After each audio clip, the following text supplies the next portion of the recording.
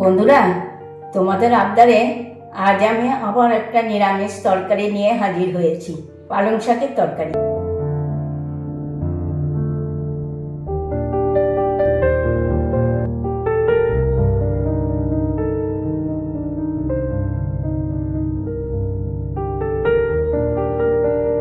এই তরকারিটা যেমন তাড়াতাড়ি তৈরি হয় তেমন লাগে নামমাত্র মশলা। তাহলে চলো আজ শিখিয়ে দিই খুব সহজে এই পালং শাকের তরকারিটা। বন্ধুরা, তোমরা সবাই ভালো আছো তো? তাহলে চলো নিরামিষ দিনের জন্য পালং শাকের তরকারিটা আজ তোমাদের দেখিয়ে দিই।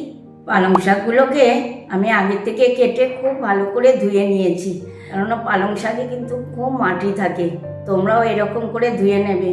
আর তার সঙ্গে নিয়ে নিয়েছি একটা বড় আলু কেটে, কুমড়ো, একটু বেগুন, একটু গাজর আর একটা বিট। একটা কড়াতে আমি অল্প করে সর্ষের তেল দিয়ে গরম হতে বসিয়ে দিয়েছি। তেলটা গরম হয়ে গিয়েছে, এবার আমি সেই তেলে কিছুটা বড়ি ভেজে নেব। বড়িটা ভাজা হয়ে গিয়েছে, এবার আমি বড়িটাকে তুলে নেব। এই তেলের মধ্যেই আমি দিয়ে দেবো একটুখানি পাঁচফোড়ন, 4টে কাঁচা লঙ্কা আমি চিড়ে রেখেছি, সেটাও দিয়ে দেব। এবার থালায় কেটে রাখা সবজিগুলো সব আমি দিয়ে একসাথে একটু 1 চামচ নুন দিয়ে দেবো, দিয়ে আমি এটাকে চাপা দিয়ে দেবো।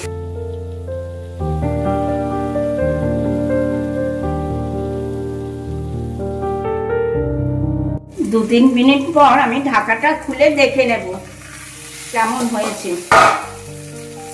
হ্যাঁ, অনেকটাই নরম হয়েছে। এই সময় আমি দিয়ে নেবো কিছুটা ছোট চামচের 1 চামচ মতন হলুদ। এবার আমি দিয়ে দেবো ধুয়ে রাখা পালং শাকগুলো।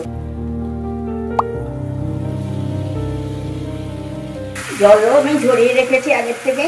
এবার এটাকে আমি একটু নাড়াচাড়া করে আবারও ঢেকে দেব।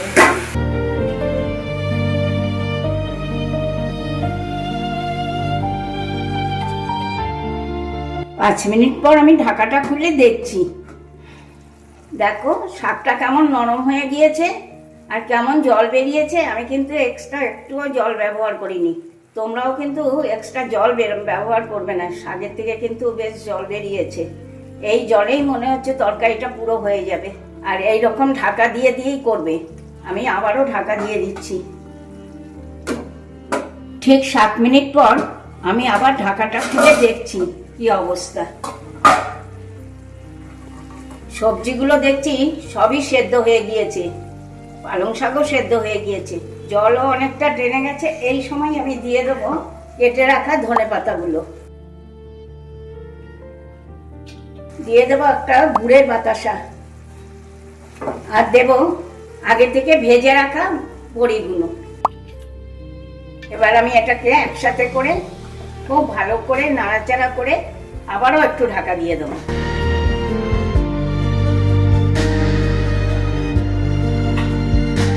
ঠিক 2-3 মিনিট পর ঢাকাটা খুলে দেখি কি অবস্থা। এই তো হয়ে গেছে, তরকারিটা আমার পুরোই হয়ে গিয়েছে। এবার আমি গ্যাসটা অফ করে একটা পাত্রে তরকারিটা ঢেলে নেব।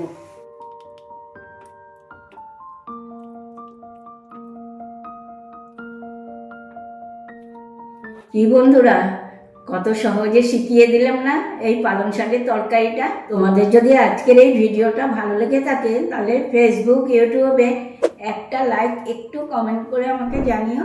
সঙ্গে শেয়ারও করা চাই কিন্তু। মনে আছে নিশ্চয়ই মুখার্জি কিচেন। তাহলে আজকে আসি, টাটা, বাই বাই। তোমরা সবাই ভালো থেকো, সুস্থ থেকো। নেক্সট দিন আবার চলে আসবো নতুন কোনো রেসিপি নিয়ে।